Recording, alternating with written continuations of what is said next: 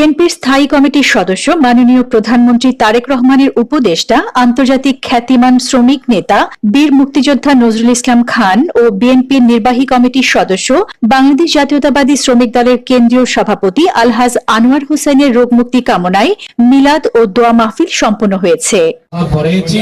আল্লাহ খ্যাতিমান বরেণ্য রাজনীতিবিদ, আল্লাহ খ্যাতিমান শ্রমিক নেতা বীর মুক্তিযোদ্ধা নজরুল ইসলাম খান সাহেব, আল্লাহ তিনাকে আল্লাহ তুমি হায়াত দারাজ করো আল্লাহ, আল্লাহ তিনাকে আল্লাহ তুমি শিফা দান করো আল্লাহ, আল্লাহ তোমার প্যারা নবীর হক সেবা থেকে দারুস সেবা থেকে আল্লাহ তিনাকে আল্লাহ তুমি সুস্থ। 3 জুলাই শুক্রবার বাদে মাগরিব নগরের পূর্ব নাসিরাবাদ তুলাতলী খুলশী থানা শ্রমিক দলের কার্যালয়ে খুলশী থানা শ্রমিক দলের সাবেক সভাপতি মোহাম্মদ বেলালের আয়োজনে ও খুলশী থানা শ্রমিক দলের সাবেক সাধারণ সম্পাদক মোহাম্মদ আব্দুল হাইয়ের সঞ্চালনায় প্রধান অতিথির বক্তব্য রাখেন বিএনপির স্থায়ী কমিটির শ্রম বিষয়ক সম্পাদক এবং চট্টগ্রাম বিভাগীয় শ্রমিক দলের সফল সভাপতি বীর মুক্তিযোদ্ধা আলহাজ এ.এম. নাজিম উদ্দিন।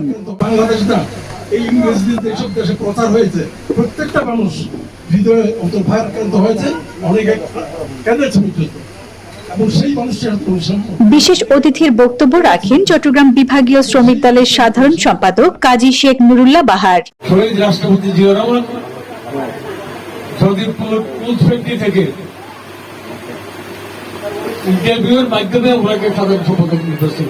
চট্টগ্রাম বিভাগীয় শ্রমিক দলের দপ্তর সম্পাদক মোহাম্মদ রফিক, চট্টগ্রাম মহানগর স্বেচ্ছাসেবক দলের সিনিয়র সহ সভাপতি তোফাজ্জল।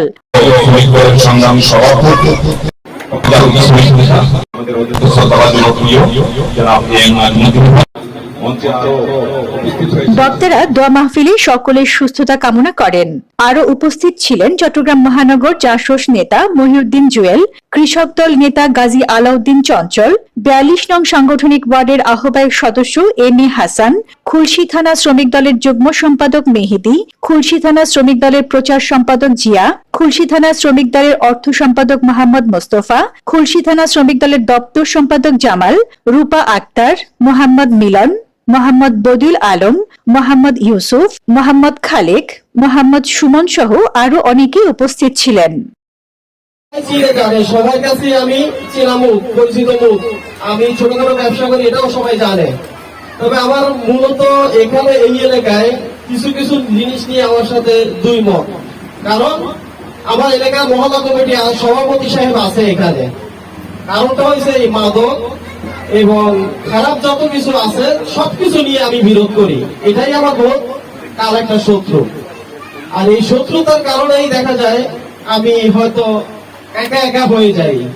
কারণ আমি কোনো কারোর সাথে ওই 2 নম্বরই কোনো কিছু নিয়ে নাই, কোনো বিষয় নাই, থাকতে চাই না, থাকবো না।